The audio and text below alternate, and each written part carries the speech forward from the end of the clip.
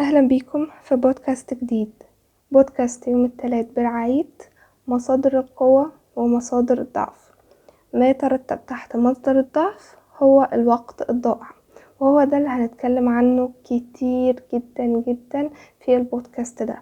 بس حابة في البداية أعرفكم أن الوقت الضائع طبعا من مصادر الضعف.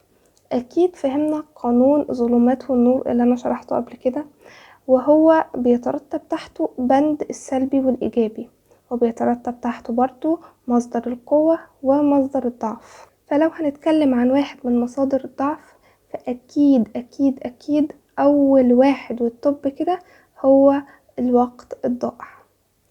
أكيد كلنا عندنا وقت ضائع في يومنا، سواء كان الصبح أو بالليل، مش فارقة. المهم إن احنا عندنا وقت ضائع. لحد هنا مفيش أي مشكلة. المشكلة في ما يترتب تحت الوقت الضائع ده. ايه هي ترتيبات الأمور الضائعة في الحياة؟ الإنسان لازم يقوم من النوم حاطط بلان أو خطة. لو ده محصلش بتبقى حياته مهرجلة ومش مسيطر عليها. أكيد حلو جدا ان يبقى عندنا مصادر من القوة في يومنا، زي مثلا كل اللي حوالينا بيدعمونا، عندنا مصادر شحن، عندنا سمات نستاهل ليها بعض المواقف، زي احنا شخصيات بنقدر نسيطر على الأمور، بنسمع الأشخاص اللي حوالينا بطريقة كويسة، فبالتالي مصادر القوة عندنا مرتفعة. ما بالك بقى لو مصدر الضعف بتاعك منخفض وعمال ينزل وفي تدني كل يوم عن يوم؟ كل مدى الأمور بتزداد سوء، التوتر بيزداد، الخوف بيزداد، وكل المصادر السلبية التانية الضعيفة بتبتدي طبعا تنهال عليك وتنهمر. بس لحد هنا ما يبقاش برضو في مشكلة. المشكلة في كل شعور سلبي هيبتدي يحصل ويترتب عليه مشكلة أكبر فأكبر. كارثة الوقت الضائع إننا بنصدق بتوافه الأمور، بنبقى قاعدين مركزين وعاملين فوكسنج على كل اللي بيقولوه الناس، سواء كان من كلام سلبي أو حتى أفعال. التركيز في توافه الأمور أحيانا بيبقى عبء ثقيل علينا، وإن احنا أوقات كتير جدا بنتغابى علشان يومنا يكمل. ده من الأمور اللي المفروض نتحلى بيها في الزمن اللي احنا عايشينه، لأن احنا للأسف مش هنقدر نعمل كنترول على الكلام اللي بيقوله الأشخاص، ولا هنقدر نعمل سيطرة على بعض الأمور اللي من خلال الأشخاص اللي حوالينا للأسف بتضايقنا. فلازم نتغابى في مواقف ونعمل نفسنا مش سامعين على الأقل. في سؤال هنا مهم محتاجين نجاوب عليه: ازاي نعرف ان احنا عندنا وقت ضائع؟ السؤال مع انه سهل وبسيط، بس ممكن يكون من المشاعر السلبية القديمة. احنا للأسف محناش عارفين ان احنا عندنا وقت ضائع، لان بيبقى في شعور رخم كده احنا بنهرب منه على الشيء ده. وطبعا الشيء بيبقى سلبي، زي مثلا ان انا بهرب من شعور ان انا متضايق، فانا ماسكه التليفون لمده 3 ساعات متواصله، لدرجه ان انا ما احسش ان الوقت عدى بالسرعه دي الا لما احس مثلا ان ايديا من مسكه التليفون ابتدت توجعني. فلما نلاقي نفسنا عندنا overthinking، او بنلاقي تركيز مع هفوات وزلات الناس بزيادة، وبنقعد بجد بجد نحسبها، ومين معانا ومين علينا، ومين قال كلمة كويسة ومين قال كلمة سلبية. تكرار نفس الأخطاء بتاعتي، خصوصا الأخطاء بتاعت اليوم اللي قبله، يعني الخطأ عمال بيتكرر مرة واتنين وتلاتة. ناخد على الخطأ ده مثال التليفون، مثال بسيط جدا. التلفزيون، احنا بنقضي وقت طويل قوي على شاشات التلفزيون وعلى الأفلام والمسلسلات وكل الكلام ده. طبعا الشيء الزيادة اللي احنا بنعمله كتير جدا، وللأسف ما بنبقاش واخدين بالنا ان احنا بنمسك التليفون أزيد من ساعتين في اليوم. فخدوها قاعدة: أزيد من ساعتين يبقى عندنا وقت فراغ، يبقى عندنا وقت ضائع. في سؤال كمان مهم هنا: ازاي نحل الوقت الضائع بتاعنا ده ونستغله اكتر؟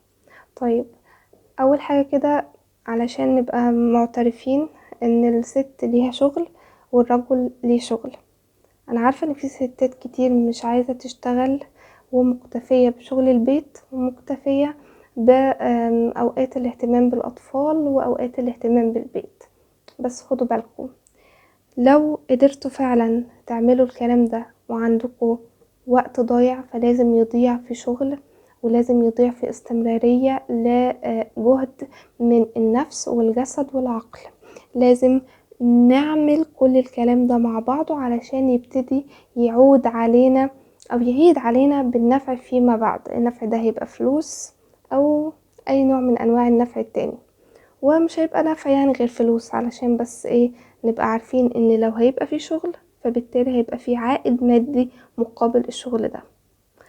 الهواية طبعا لو انتي مش عايزة تشتغلي، الهواية تقدر تشغلنا، تشغل وقتنا، تهذب نفوسنا، طبعا بتخلينا نركز فيها اكتر، نبذل فيها، نتطور فيها. نقدر ناخد كورس في الهواية، نقدر نساعد حد تاني ان هو يتعلم الهواية بمقابل مادي برضو، وهكذا على الوقت الضائع. لو طبعا ولد، اكيد طبعا اي رجل في العالم محتاج يشتغل، لان هو الذكر المفروض يبقى مسؤول عن البيت ومسؤول عن نفسه ومسؤول عن كل اللي حواليه. لو عنده وقت ضائع برضو، ليه لا ما يبقاش عنده هواية؟ ليه لا ما يبقاش عنده نوع من انواع التسلية البسيطة كهواية بمجهود بسيط؟ مش لازم تبقى مجهود عالي قوي او مجهود بدني وذهني، كفاية انه يبقوا مثلا ساعة في اليوم مقسمة على اليوم، مثلا نص ساعة بعد الشغل ونص ساعة قبل النوم. دي حاجة كويسة، ويبقى برضو نوع من انواع التسلية مش اكتر.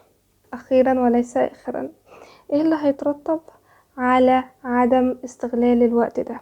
طيب لو انا بقى عندي وقت وما ابتديتش اركز في ازاي اخلي الوقت ده في نوع من انواع الشغل، ولو ما كانش في نوع من انواع الهواية، ولو ما كانش، هيترتب 4 نقاط مهمين جدا لازم كل واحد يبقى حاططهم بالظبط كده زي الحلقة في ودانه. اول حاجة، هيبقى عندنا زيادة في اعراض الاوفر سينكينج، واوفر سينكينج مفرط. ده مش هيبقى اوفر سينكينج عادي، انا قاعده بقى عامله فوكسنج وتركيز على زلات وهفوات الناس، وفاتحه بقى دفتر وعماله بحسب بالورقه والقلم. تمام. مشاكل تانية كتير طبعا مع الاوفر سينكينج، ممكن توصل لخناقات مع الاشخاص. كفايه ان احنا بنركز في توافه الامور برضو. رقم 2، التركيز مع هفوات وزلات الناس بطريقة بشعة هتخلينا طبعا طبعا طبعا نكره بعض، وهتخلينا مش قادرين حرفيا فيما بعد نبص في عينين بعض، بسبب ان احنا عمالين بنحاسب بعض على الكلام اللي خارج من افواهنا، اللي هو انتي بتقولي كده عليا ليه؟ احنا مش المفروض ان احنا نحاسب الناس على اللي هم بيقولوه، احنا نسمع منهم الكلام ونقيم هل الكلام ده ينطبق عليا فعلا. لو كان يبقى المفروض ان انا احسن من نفسي، لو كان لأ، يبقى الشخصية دي ممكن تكون قالت ما لا يليق عليا، فبالتالي عاملة مش سامعة. البوينت رقم 3، الفراغ والوقت الضايع هو المحفز لمعظم الأمراض النفسية والكمال الجسدية. الإنسان يبقى قاعد مركز مع نفسه مع جسده. عنده صداع، الصداع كان كتير شوية عن امبارح، لا ده كان كتير عن أول امبارح. أنا جالي صداع 3 مرات على بعض، 3 مرات ورا بعض، 3 أيام ورا بعض، 3 أسابيع ورا. أنا قاعدة عاملة تركيز، عاملة لا كده غلط. وطبعا لمعظم الأمراض النفسية زي اضطرابات القلق والتوتر، لازم نشوف أصلا احنا عندنا وقت ضايع مضيعينه في الاضطراب ده، عمالين ننمي الاضطراب ولا لأ. فلازم نبقى عاملين شوية تركيز على نفسيتنا وعقلنا الواعي المسيطر علينا، ولا اللاواعي هو اللي مسيطر. رابع نقطة، ودي أهم نقطة في حياة كل إنسان ولازم يبقى مجهز لها من دلوقتي، حين يسأل الإنسان عن عمره فيما أفناه، هنبقى نقول إيه لله لما نسأل عن كمية الوقت الضايع اللي في حياتنا؟ هنبقى نقول إيه وقتها؟ أصلا أنا كنت ماسكة التليفون، أصلا أنا كنت مشغولة مع الصور اللي بعمل عليها لايكات، أصلا كنت يعني أصل كنت إيه يعني. من الآخر لازم تبقى في إجابة مقنعة، مش أصل كنت لازم تبقى في إجابة مقنعة. والإجابة الوحيدة المقنعة ان احنا نقتل الوقت الفاضي ده بوقت فيه مجهود، في عمل، في استغلال، في إنجاز، في حاجات كتير جدا. لحد هنا يبقى البودكاست خلص. أشوفكم في بودكاست جديد. مع السلامة.